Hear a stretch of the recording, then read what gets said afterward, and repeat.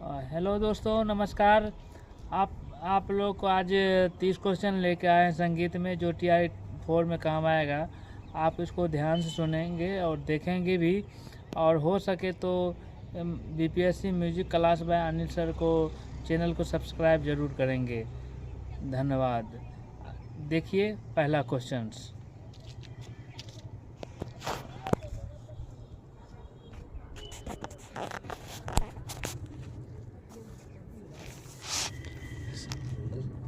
संगीत में कितने स्वर होते हैं? संगीत में कितने स्वर होते हैं?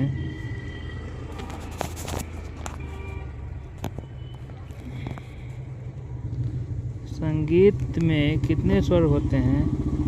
तो ये 7 होते हैं। हिंदुस्तानी संगीत पद्धति में कितने ठाट होते हैं? हिंदुस्तानी संगीत में कितने ठाट होते हैं? तो ये 10 होते हैं। ठीक है। एक सप्तक में कुल कितने स्वर होते हैं? एक सप्तक में कुल कितने स्वर होते हैं?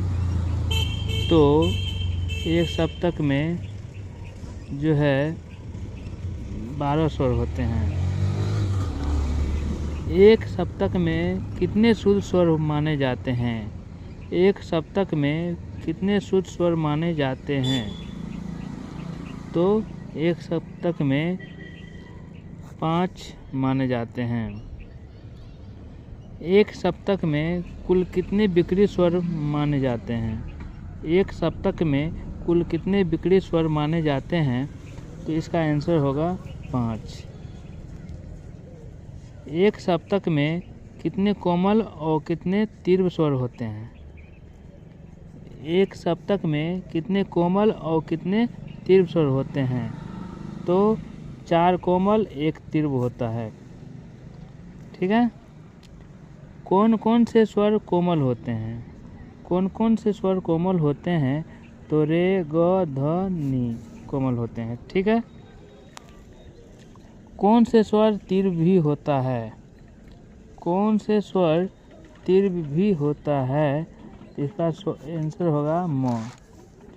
कौन से स्वर अचल स्वर कहलाते हैं? कौन से स्वर अचल स्वर कहलाते हैं?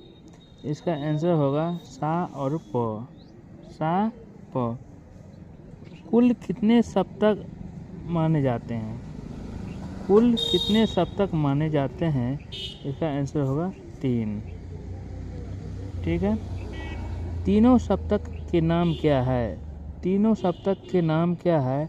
तो मंद्र, मध्य और तार। मंद्र, मध्य और ताल। ठीक है।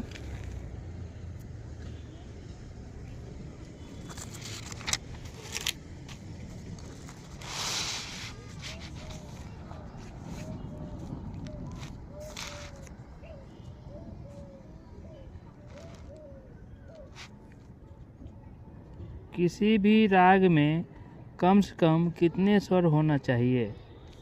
किसी भी राग में कम से कम कितने स्वर होना चाहिए? तो इसका आंसर होगा 5। इसका आंसर होगा 5। किसी भी राग में अधिक से अधिक कितने स्वर होते हैं? किसी भी राग में अधिक से अधिक कितने स्वर होते हैं? 7।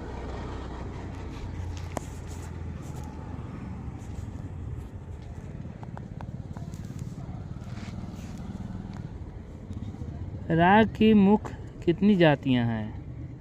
राग की मुख्य कितनी जातियां हैं? तो 3 हैं।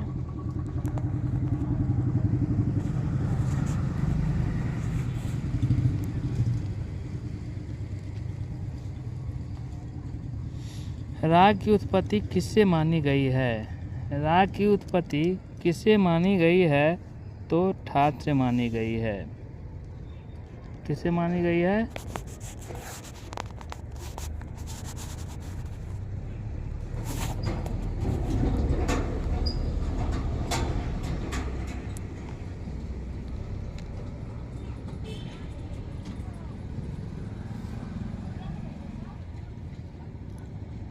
राग की सबसे मुख्य स्वर को क्या कहते हैं?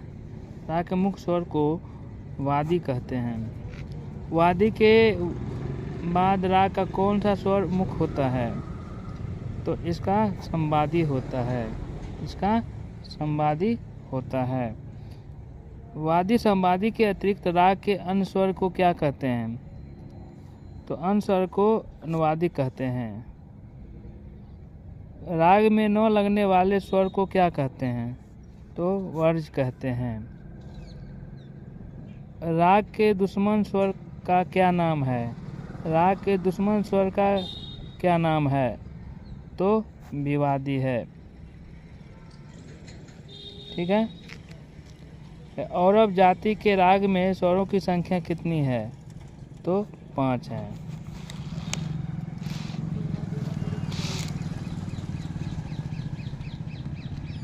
षाडव जाति के राग में कितने स्वर लगते हैं? तो 6 लगते हैं। संपूर्ण जाति के राग में कितने स्वर लगते हैं? तो 7 स्वर लगते हैं। लय के कितने प्रकार माने गए हैं? तो 3 माने गए हैं। 3 ताल में कितनी मात्राएं होती है? तो 16 मात्राएं होती है।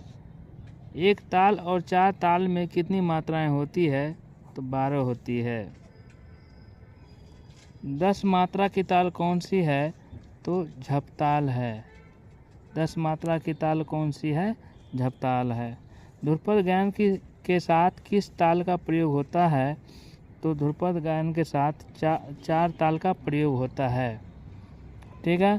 ख्याल के साथ किस ताल का प्रयोग होता है?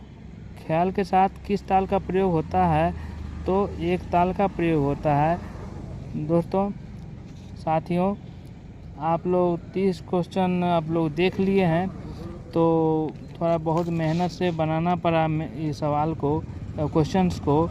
तो आप लोग ध्यानपूर्वक से याद करेंगे और पढ़ेंगे भी, और जो है क्या कहते हैं, और लिखेंगे भी।